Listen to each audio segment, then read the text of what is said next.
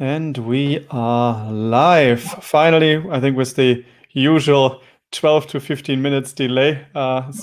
So much for the German punctuality. I think we too should not be used as an example there, but hey. True.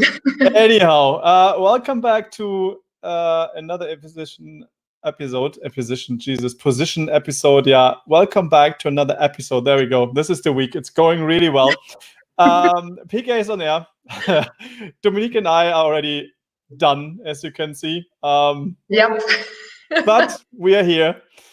We brought some things for you. That said, very, very much appreciate that you're taking the time to dial in and spend the next 45-ish minutes with us. Dominique, how's Berlin? How are you? I'm doing well. A lot of stuff going on as every week, I guess. It's getting cold in Berlin, so I was super happy to start or wanted to start our live stream today in our studio, but something went wrong. So that's why we had like a little bit of delay today, like always the technical issues, right? Yeah, I think it's even as a tech company, there's always going to be something. True. How about you? Kind of the same.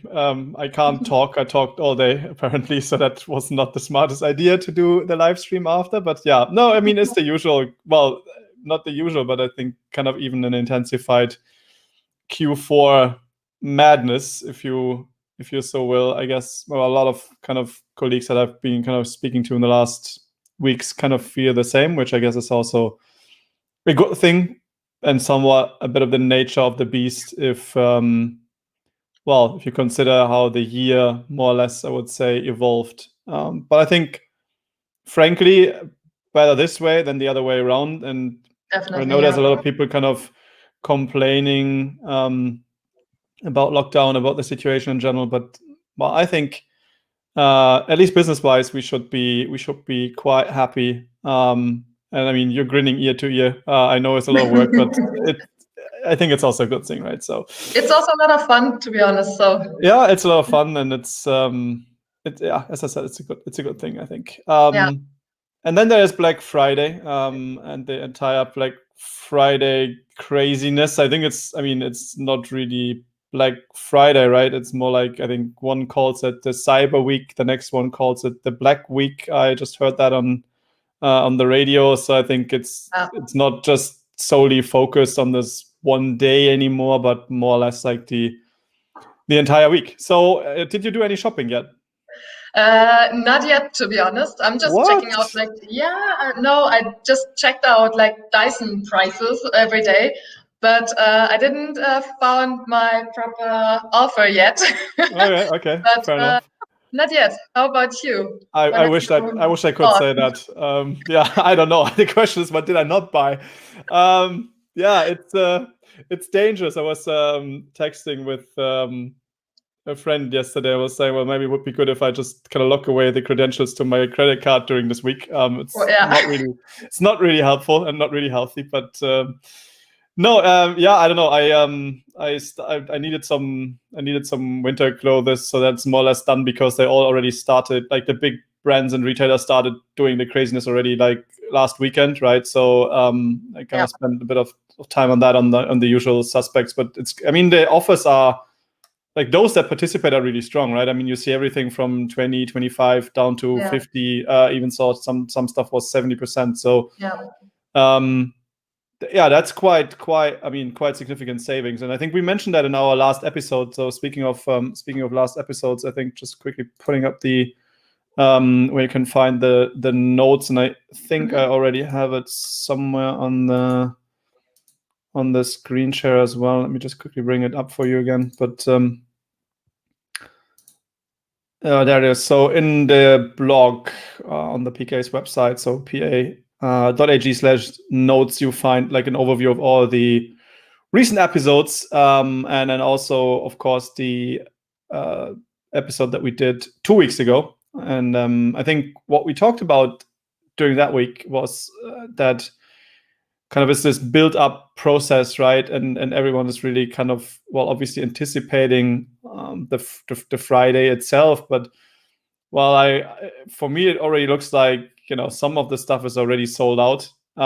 It's quite crazy. So there's like this one store that I used to kind of buy spices for like cooking and whatnot. And well, I thought, well, I can just restock on some of my favorite stuff because I haven't been over in the States. I mean, normally I buy like the real proper barbecue stuff over in the US, which of course for various reasons didn't really happen. So I thought, well, maybe then I can just use the opportunity and buy it, but that was already gone. So that's a bit of a shame. And this was actually yesterday already, so I was a bit pissed, to be honest. But yeah, and then I've seen some stores just kind of not handling the load very well. So I think this is also something that we have been talking about, like to prepare for those like high traffic events, because it's like super frustrating, and then you go to the checkout and then nothing works anymore, and you're basically gone. So I was really mad with that as well, because essentially they were just wasting my time, and I could have gone to, I don't know, the likes of Amazon or like another of the larger multi-brand retailers, right? And then that would have been it. So really annoying. But no, overall, yeah, it's exactly. Mariano just said, well, it is very true. It is just Tuesday. However, you think it's coming back? Yeah, I think this is what you're anticipating, right? Well, I'm not so sure. I'm gonna be like rechecking. I have set some alarms and reminders. I'm gonna see what's coming back. But yeah, so I mean, probably as most of us, quite a lot shopping on Amazon. So most of that is there, obviously. But then again, like what I really noticed this year, and I think that was quite interesting, is that a lot of the brands are kind of heavier like discounting stuff than what you would see on the more retailer-ish side of things. So I found that quite interesting. So it is probably worth checking out like kind of brand stores as well, not only being like super lazy, go to Amazon or whatever and then be done with it. So yeah, this is what I did. So I kind of spent a bit of time and on money equally, I suppose, on some things. So that was my kind of last 2 days, essentially. But yeah. So now I have some interesting background noise on your end. I'm not sure what's that. They're breaking down the walls again in the office, or what? I have no idea what's going on at the moment. Well, if you disappear, then the building probably has fallen apart or something like that. Yeah, there's always something, isn't it? Yeah, let's see if that's the case. So another thing that I quickly, because we're still talking about Black Friday, and I think it's just a reasonable thing to do here. The interesting thing that I wanted to share quickly before we talk a bit about migrations is, let me quickly switch screens again. Yeah, is the new SERP so that's the US one, or well, it's on google.com, at least, not necessarily the US one, but google.com with English language settings. So that's quite interesting. It has changed a bit. Obviously, you have the event date, you have a knowledge graph panel, you have this massive kind of top stories integration. If you scroll down a bit further, I just need to switch my browser again. So we have this the top stories, and everyone, their mother, is basically kind of curating those, like the best Black Friday deals for like the most high traffic keywords, right? So AirPods, iPhones, blah blah blah. You have the massive carousel on top. Then there's, well, funny enough, there's still Wikipedia. I would have almost imagined that just might disappear, because obviously now it's not the kind of informational intent, but maybe again that's happening a bit later. Yeah, because I mean, right now the intent is clearly transactional. So interesting enough, we still have a keyword domain ranking on top, which is really interesting. I haven't had a look, so let's see what's in store here. Coupons and cashback rewards. Yeah, okay. Categories, so it's probably just the curation of the best deals, huh? Yeah. But yeah, interesting that that even survives. I think, if I wasn't mistaken, Amazon was on 3 in this case. So the first commercial, but double listing for Amazon. So on the DE domain and then on the .com domain. Ah, yeah, interesting. So they actually double serving. So that's probably quite a bit of traffic. Videos, right? So YouTube, tech deals, some others. The Black Friday, another kind of keyword domain, and then the big one, CNN, just basically misusing their domain authority. Well, this one is actually, I have no idea, but that's interesting. Let's have a look. Jesus Christ, and all the overlay. Photographic stuff. Okay, interesting. First non-multi retailer, right? So that's quite interesting. Yeah. What are they usually doing? I have no idea what they. I don't. Such a strange site. Well, it's camera equipment, I think. Yeah. Weird. Anyhow, well done on them. They made it to first page. That not everyone managed. So yeah, interestingly enough, it looks different in Germany.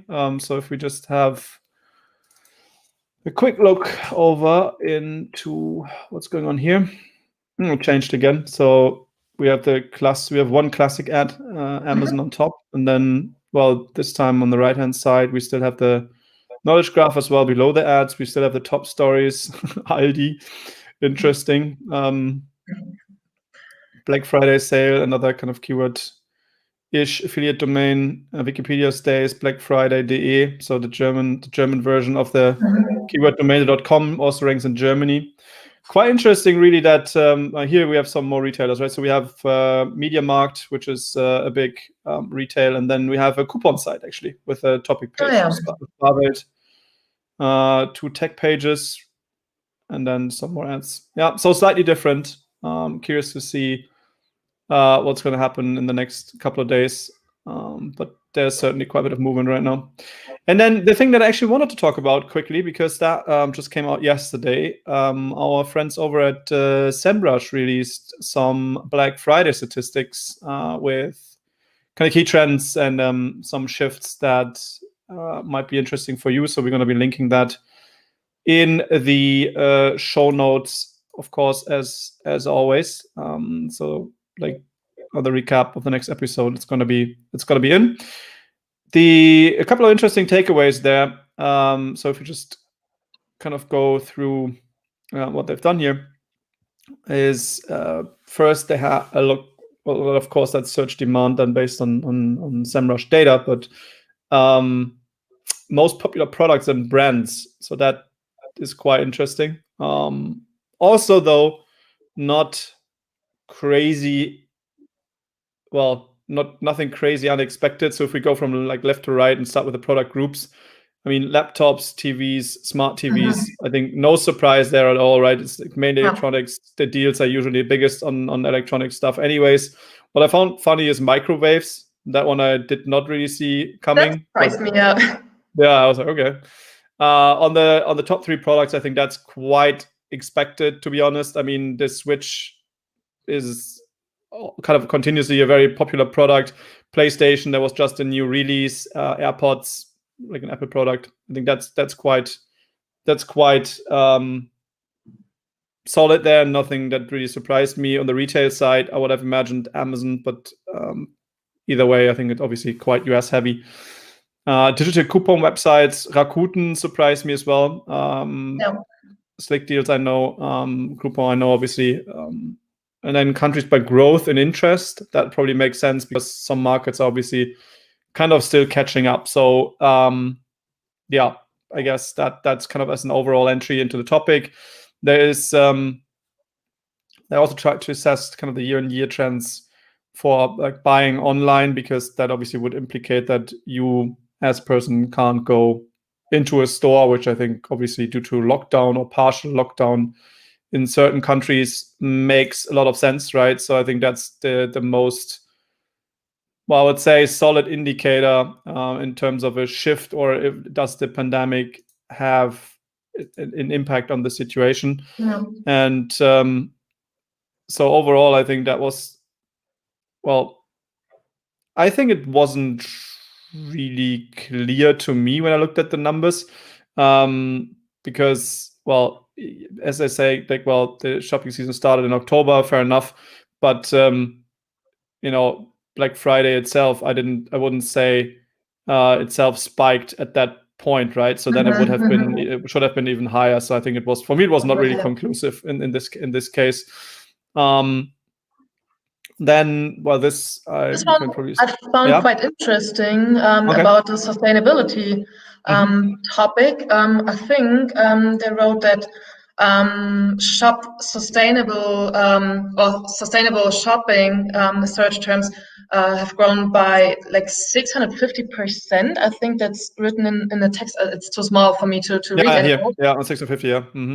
Perfect, yeah. So this is something which surprised me pretty much, I must say. I mean, it's something like a small side fact, but which is quite good, I guess.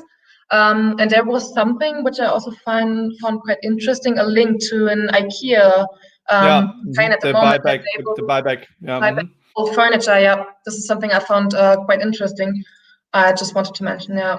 Yeah, no, makes sense. I think what I found interesting is the interest in Black Friday and kind of the difference, because there were some like really interesting shifts there as well. I think Brazil has been mentioned. What I really found interesting is apparently there was a decline in Germany for whatever reason.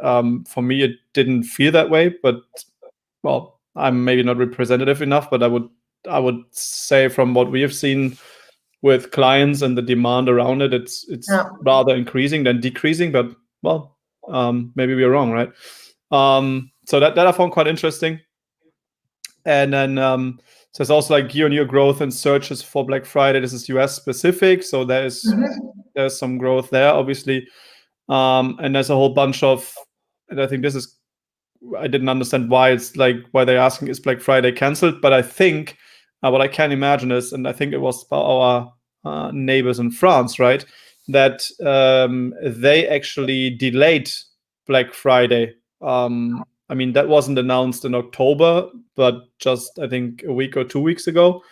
But anyhow, it's like, I mean, I suppose some of the effect can be due to the corona pandemic situation, right? So is it because, well, if someone is in lockdown, like, are they even allowed to do it, et cetera, et cetera? So I found that quite interesting, that apparently there's at least, and I think that the reason why I think it's interesting is that it somewhat reflects back to that you constantly need to challenge your content strategy, right? Because it is evolving and there's various effects left, right, and center with something such as a pandemic when you work with kind of event-driven or event-centric campaigns. Yeah, definitely. I think so. I was also wondering about that result, about the search terms there and questions, or people also asked.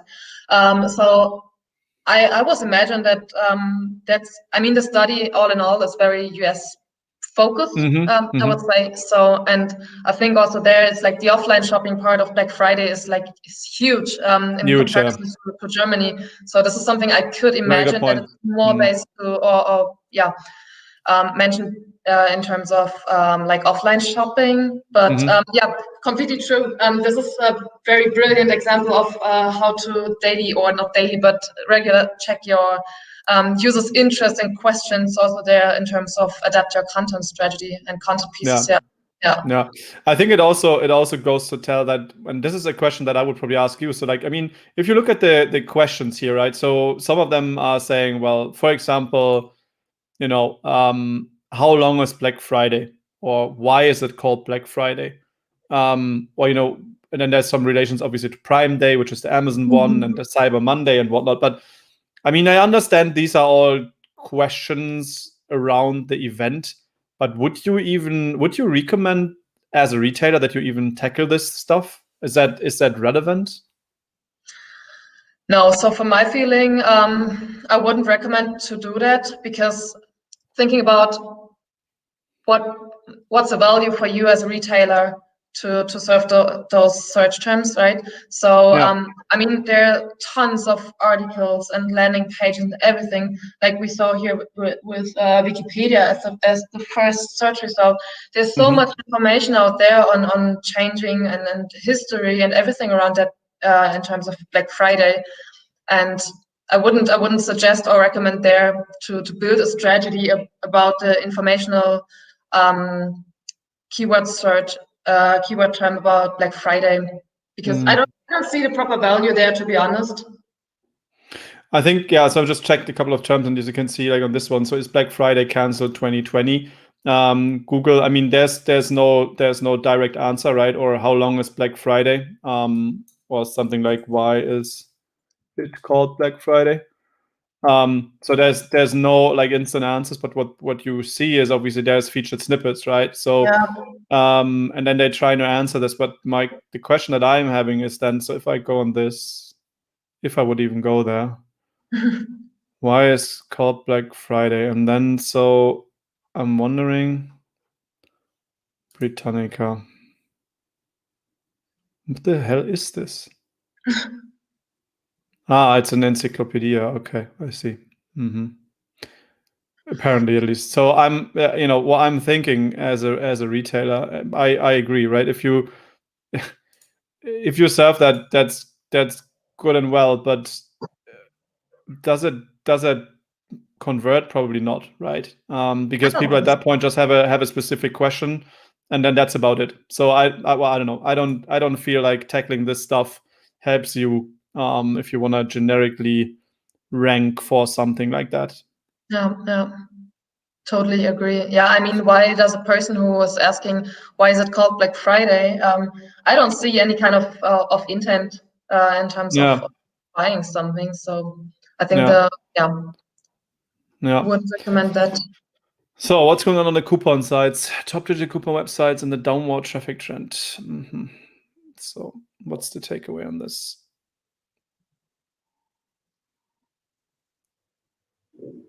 No.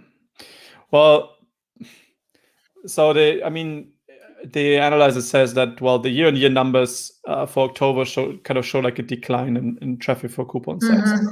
Fair enough. Okay, but again, maybe that's just, well, of course it can be what SEMrush is suggesting is that kind of the deals the brands were promoting, like, well, they were not good enough, right? Or they kind of have weakened like the consumer interest for those special occasions.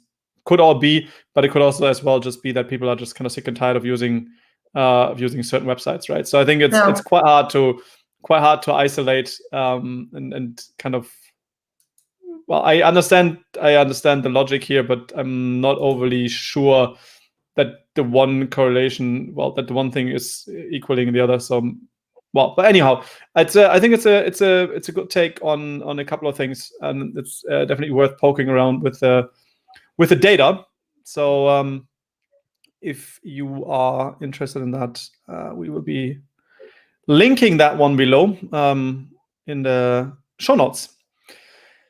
And just two quick things, because some people are chatting along. Feel free to leave us your comments. We are live on and finally, again, it seems to work as well. So I guess we're back on LinkedIn, at least by looking at the live stream. So LinkedIn, Facebook,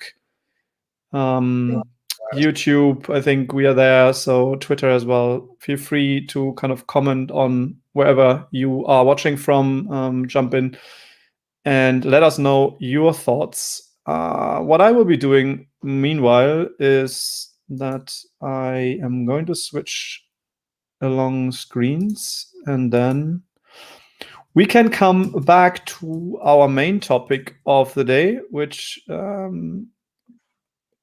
is site migrations, and not only site migrations, but well, I think a couple of things that we have seen in the past that often go wrong, or can go wrong, I guess, either way.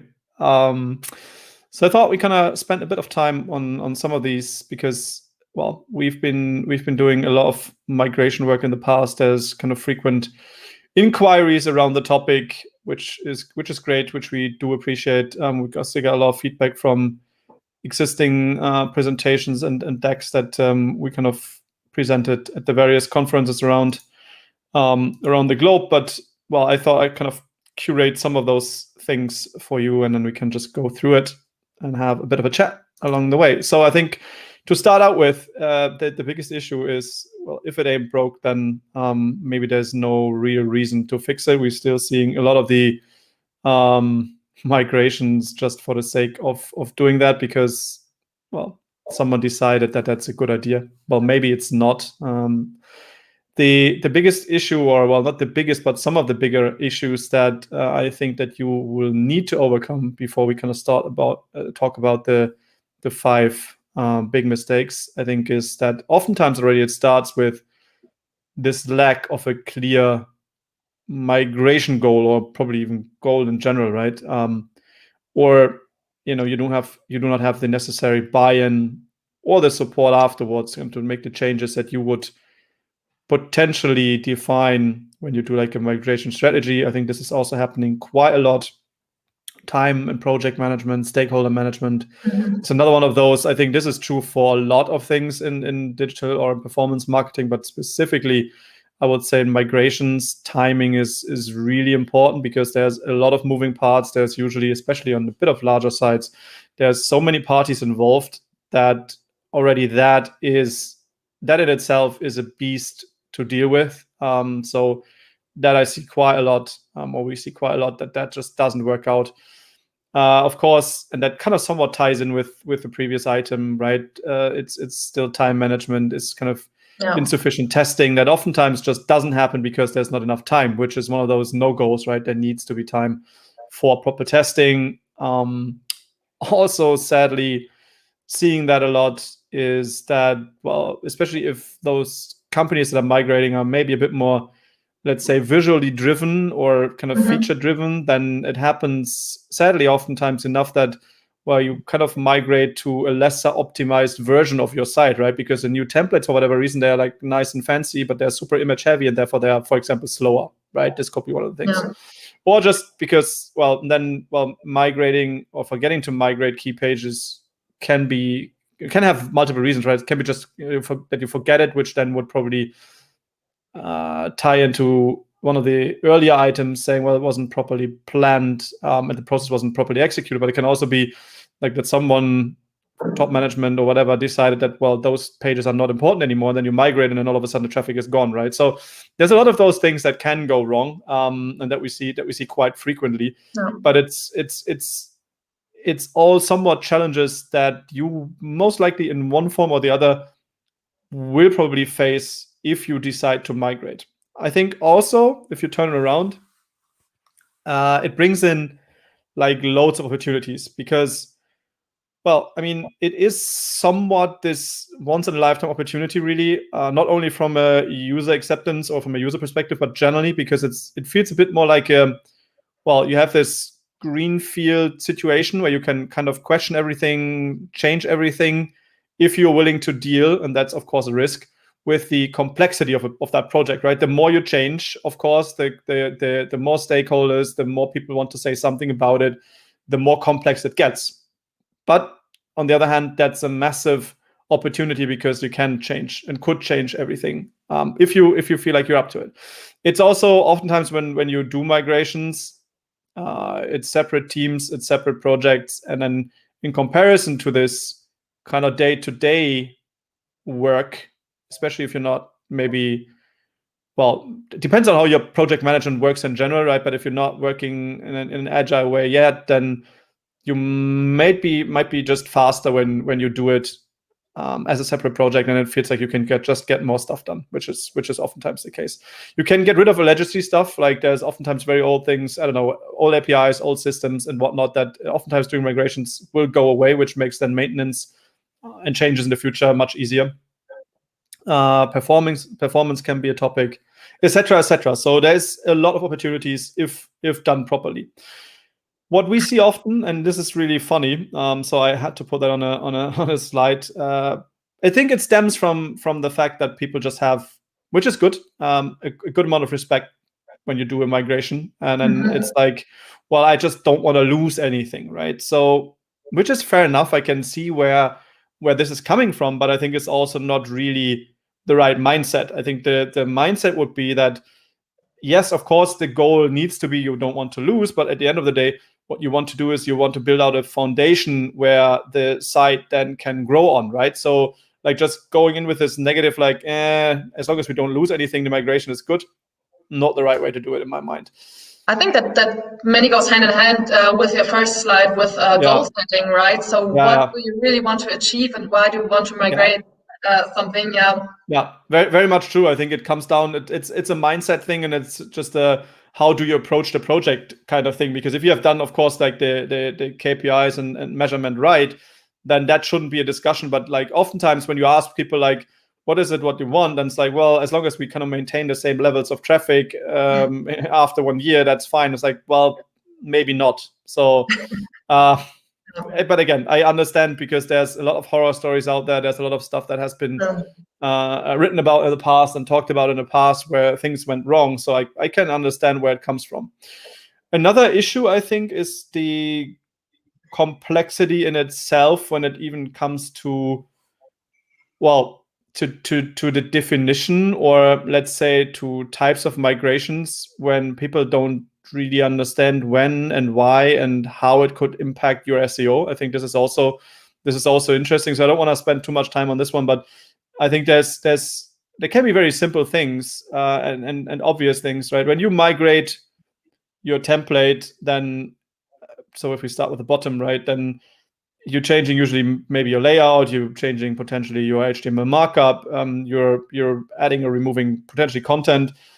Well, I think most people have understood by now that is certainly to do with SEO, and that if you kind of take away content or you add content or you change like the HTML, then search engines will kind of reevaluate the site, and then that will either positively or negatively impact a website's ranking, a website's performance, right? And especially at a larger scale, I think this is something very clear. I think the other thing that's also somewhat obvious is domain migrations, right? Especially if you're moving domain names in itself. So that's oftentimes more kind of this rebrand, or you're changing something like the CCTLD to a GTLD, anything that has to do somehow with moving on, or even kind of from one domain name to the other. This is also, I think, more or less understood by now, because essentially people know that Google uses the domain name or the URL in this case as a unique identifier. So if that changes, well, then of course that can have an impact. I think the ones that are not so obvious is just the stuff that's going on behind the scenes, right? So that can be just hosting. So you could move your server architecture from, I don't know, Berlin to Amsterdam because of whatever reasons. And then, of course, all of a sudden you're not hosted in Germany anymore. And then that means you might get a new IP address. And that would also mean that you're then all of a sudden geolocated in the Netherlands, which might have a negative impact for your customers in Germany, because potentially, I'm not saying it's always the case, but potentially latency to the servers due to routing and whatnot is different, right? Or you're just changing the technical stack in general, right? So there's a new firewall introduced, the routing is going to be changed. That's not so obvious and oftentimes happens behind the scenes, or platform switches, right? One CMS to the other. Just version numbers sometimes can be good. It can be good enough to cause problems because all of a sudden it's slower. So I think there's some non-obvious things, and I guess in SEO oftentimes we kind of fail to explain and fail to really communicate why some of those certain things actually have, well, positive, ideally, or negative, can have negative impact as well. So I think that's also quite important to clarify. And then another thing that kind of comes up quite frequently is what kind of a thing that Gary Ilias also confirmed multiple times by now. It's like, well, if you do all at once, it's gonna be really hard. And from my perspective, also the debugging and rolling back is oftentimes almost impossible. So like this more granular multi-step approach oftentimes is better to just kind of be able to separate one from the other, and then you kind of can even revert if needed. Ideally, you won't have to, but it's super hard if you do all at once, and then all of a sudden something goes wrong, and then you can't go back. So it's really about details. It's about documentation. As I mentioned, like the definitions and requirements, they need to be in depth, and ongoing testing is something that's also super essential.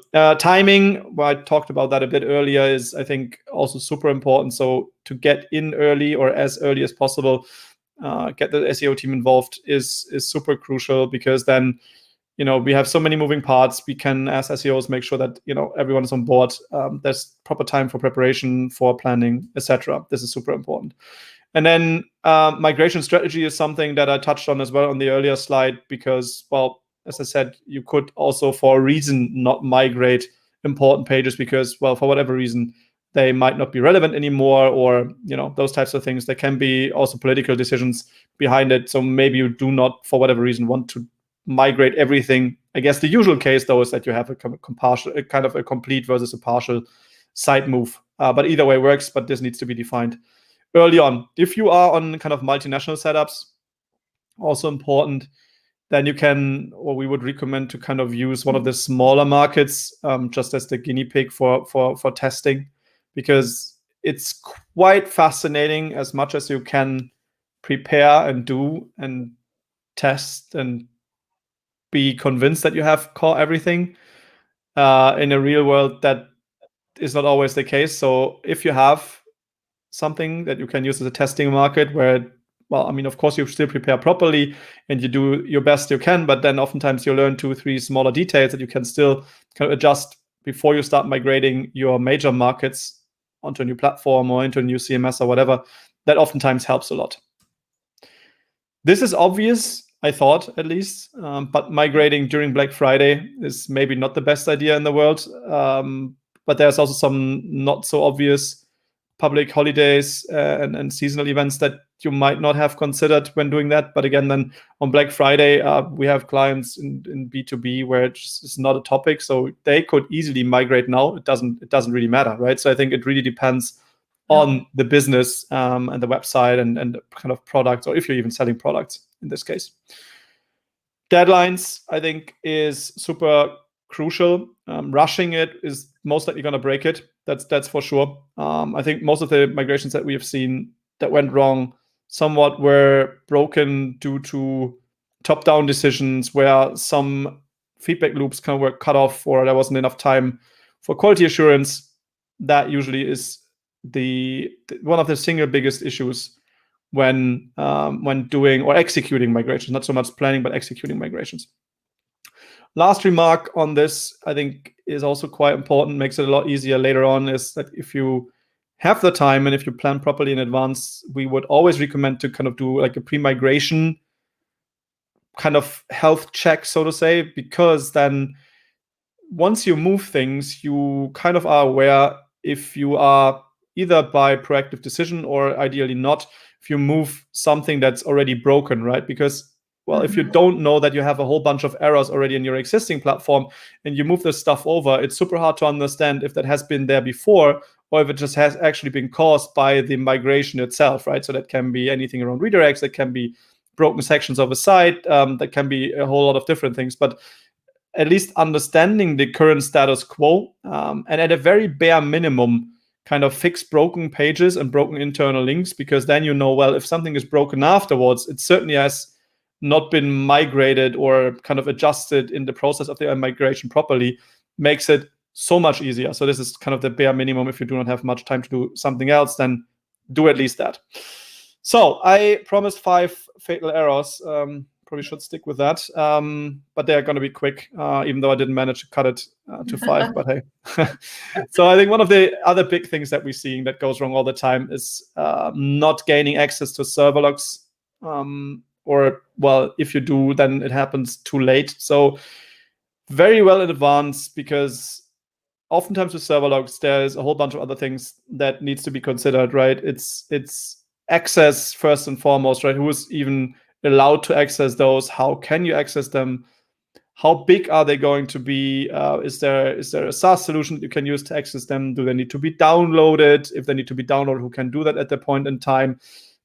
There might be GDPR implications. There might not be even server logs available. So it really, really depends. But this is kind of a thing that we try to deal with in the very beginning, so that there's a lot of time to sort it actually out and do a test before you actually press the button, because afterwards it's certainly too late. So this takes time by experience, can take weeks if it's large corporates. So make sure you do that early on. Oftentimes, what really makes it hard for us when we come in afterwards, and that's usually when shit already hit the fan, sadly, is what we see is that people haven't done their preparation work properly. And this is one of the probably the most important prep work, is to gather all URLs that you can get your hands on. So, and that's not only URLs, but also like URLs to static assets like imagery, PDFs, CSS, JavaScript. So what you want is, before you do anything, you want log files, sitemaps, full crawl. You want ideally analytics with top ranking URLs, etc., etc. And you want to kind of get all of those stored somewhere, right? For smaller domains, that can be a simple spreadsheet. For bigger ones, that can be something like a BigQuery. But make sure that you have all your URLs. And then, of course, I would also recommend to kind of not stop there, but go even deeper and use like the third-party stuff to get like the outside view of the most important URLs as well. Of course, there's going to be redundant info, so there's going to be duplications. You can still kind of remove that afterwards, but try to get your hands on as much as you can, because essentially for all of those, you will kind of need to define what is going to happen. Are they staying the same? Are they going to be removed, or will they be redirected, right? So this is basically what you need to decide for, sometimes up to a couple of million URLs. And another thing, which is super important and probably even now more important than ever, is kind of to have kind of a status quo, I would almost call it, on the performance side of things. So kind of do a benchmark. This is web page test. You can also use anything else, web dev or any of the Google tools. But make sure that you have this status quo for your most important pages. So how did they perform before, right? So how fast have your category pages been, your product pages been, of course, not just the homepage. So kind of all the crucial page types. Put that down somewhere so you can do kind of side-by-side comparison once you do staging servers. Speaking of, staging servers is probably the next thing. Oftentimes things go wrong with staging servers for various reasons. I guess the two things that I at least quickly want to say here is, make sure you have one, otherwise you can't test. I think this is what is crucial, and sadly not always the case, but yeah, you need that. And then pick one of the methodologies here. Either way is fine, but just make sure that you protect it from crawling and indexing, so otherwise you will run into massive duplication issues, which happens oftentimes, sadly. Then there is a quick bonus in here. We would probably build, or recommend you to build your own kind of migration checklist, so you can go through all the items. There's a template linked here, which is actually inspired by a checklist that later did. So really helpful. You can put together stuff there. You can check mark what's relevant for you. For some people, they might have AMP, so AMP needs to be reviewed. For others, that's not relevant. Ditto, if you're not multilingual, you probably can remove that from the list. If you are multilingual, then you can kind of drill it down and say, well, I need to test language X, Y, and Z, etc. Change internal links. That's also important, to point directly to the new target. So don't be lazy, right? It's just like, if you implement redirects, fine, but you also need to make sure that you update internal linking. That's super important. Don't remove breadcrumbs. That we have seen a couple of times. Well, at least don't remove them without replacement, because that will significantly change internal linking. And then all of a sudden, priority is going to shift. Important pages are not important anymore, etc., etc. So that brings in a whole lot of chaos. I would not recommend it in general, but also especially not during a migration, because the goal in a migration should be to kind of change as little as you can while doing your actual work, and then you can build out on that foundation. This kind of ties into it, but like, make sure that important pages have not been demoted. It can, of course, be through breadcrumbs, but there's some other ways. One of the classics, and this is why it's here, is navigation and navigation depth. So when you change navigation during migration, that's the right way to put it.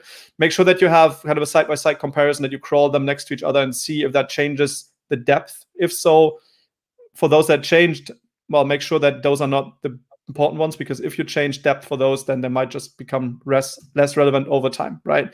Internal redirects is another big thing. Have a look at those, especially when you start migrating older domains. You might end up building redirect chains. Whatever tool you're using, they have something called a redirect chain report, Weiterleitungsketten in German. So make sure that you have a look at those as well.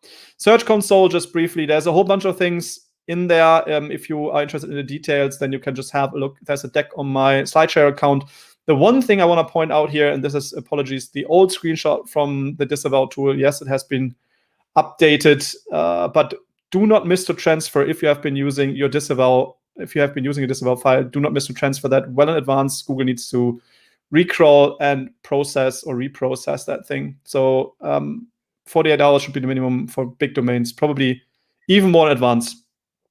And the last thing, or almost last thing, well, 301s, right? It's not as hard, but well, I think the single biggest thing that goes wrong in migrations, if you change structure meaning URLs, is missing or wrong redirects. So it's not that hard. 1-on-1, 301, done, right? Just go through the list that you built before, map the URLs to the new URLs, do 301s, very, very few exceptions where that's not the case. That's geos, but like if you have geo redirects, bit of a different story. But generally speaking, if you migrate 301s, and make sure you check them again and again, and maybe again, just that you do not have missed any of those.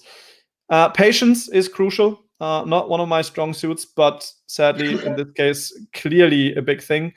For new domains can be months. That's also important. Google went on record saying that a couple of times. So I dropped one link in here. There's a bunch of others. I will be putting up the slides in the recap. But yeah, so super important to be patient. Of course, you can retest meanwhile, but don't go crazy. Don't start changing things after a week or two. There's just usually not enough time to process that. I'll leave you with a summary. It's on the slides. But yeah, I think those are the kind of key takeaways that I would give is like, don't migrate legacy, kind of make sure that you understand what you get yourself into, especially broken sites. If you migrate that stuff, it's going to be really hard. Data collection in advance, planning in advance is super important. I mentioned access logs. Again, takes a lot of times. The larger the companies get, the harder it is to get access, but you need it. So make sure you get in early on. Redirects, and probably one more time redirects. So that's super important because that was going to make or break things. And then once you have done that, well, I think you are 90-ish% there. So it's mainly about being patient, I would imagine, I would recommend. So I think this is kind of wrapping it up on migrations. I hope that's at least kind of valuable. I think you can probably talk about this stuff for hours or even longer, depending on the complexity and if you kind of migrate things together and whatnot. But I think, well, the key takeaway is the stuff that we've been seeing over and over and over again in the last years, actually. So I think if you kind of consider that advice, I think, well, of course there's details to it, but that should solve most of your headache, I would imagine. Great, thanks. I think that was a great overview and a bunch of great recommendations. Yeah, as you mentioned, we just share the slides afterwards. Yeah, of course. Yeah. Maybe one more question, which came in my mind because the process you mentioned is quite huge, right? And there are so many, or can be many steps, depending which kind of migration you have in front of you. But is there something you can say in general, which kind of time frame you should have in mind for something, including preparation period and pre-migration phase? I think the pre-migration, or like the prep and pre-migration, is obviously usually the biggest time, right? The biggest amount of time that you need to kind of spend on. But I think so I guess, and the post-migration, if you've done a lot of the things right, can also be very short. So I think if you look at a time frame, well, especially if you, like, I think for us as an agency, if you get into a project and you are kind of new and you have not worked with a client yet before and you're not really familiar with the processes, I would say like a minimum time frame should be 3 months for everything, so that you have like at least 6 to 8 weeks prep time, and then at some point there's like the D-Day, and then, well, you have like another month to clean up things afterwards and do some fixes. I would say the regular timeframes, if I recall correctly from like the last migrations that we have done, is usually around 4 months, I would imagine. So I think below 3 is going to be hard. Longer, I think you only need when it's really complex. So oftentimes I recall some of the scenarios where we had not only migration, but oftentimes also kind of those consolidations meanwhile. So like moving multiple domains into one like big CCTLD, for example, GTLD, so like multiple CCTLDs into like a big .com or something. I mean, for some migrations, we kind of, if I recall correctly, we spent like 12 months, right? So, but there was like more than 10 domains, or like 15 language versions and whatnot. So it really depends on the complexity, but I think a minimum of 3 months-ish, I think, is realistic. But then on the other hand, I recall a funny thing from last year where I think it was mainly switching HTTPS or something. And I recall we did for one of the clients, they had like a huge domain portfolio. I think we switched one domain every second day or something for like 4 weeks in time. And we did like this huge chunk of domains. So once it's working and once you have the process sorted out, it's mainly executing and then retesting, and most of that stuff can be done automatically. So yeah, I think both works. But I guess it comes down, I think also from our team, it comes down to experience. If you have done it a couple of times, you know where to look, you know what to do, and then it's mainly proper planning and execution, really. Yeah. Great. Yeah. Plus, and I mean, what you already mentioned really has a lot of dependencies on which kind of stakeholders you have, right? Which kind of feedback loops you have and preparation period and everything around that. So okay, cool. Yeah, and then a good PM can do wonders. I think that's something I guess we learned a couple of times. Definitely, yeah. Yeah, that certainly helps. All right, we're already at 5 minutes past 5, huh? 50 minutes. Yep.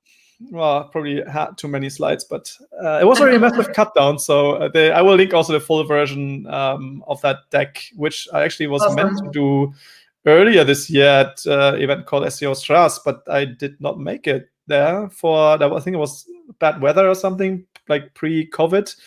So I never presented that deck, which is a shame. So hopefully that opportunity comes back next year. We shall see. So anyhow, thanks very much for tuning in.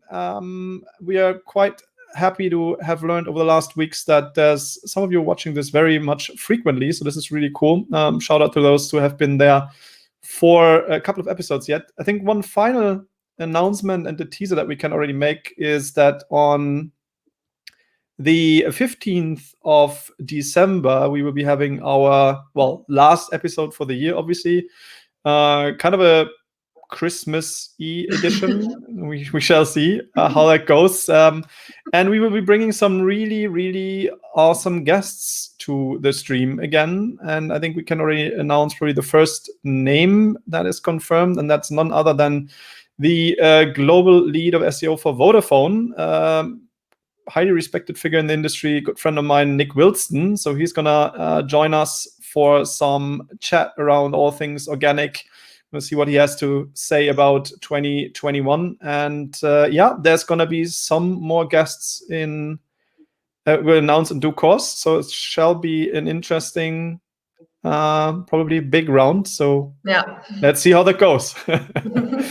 All right, without further ado now, thanks very much for tuning in. We will be back next week, same time. Yep. So as always, 15 minutes delayed after 4 on the Tuesday. Have a great rest of the day. Enjoy the week. Do some Black Friday shopping. I can highly recommend that. Spend some money. That's always good. And then we kind of have you back on the stream next week. See you next week. Bye-bye.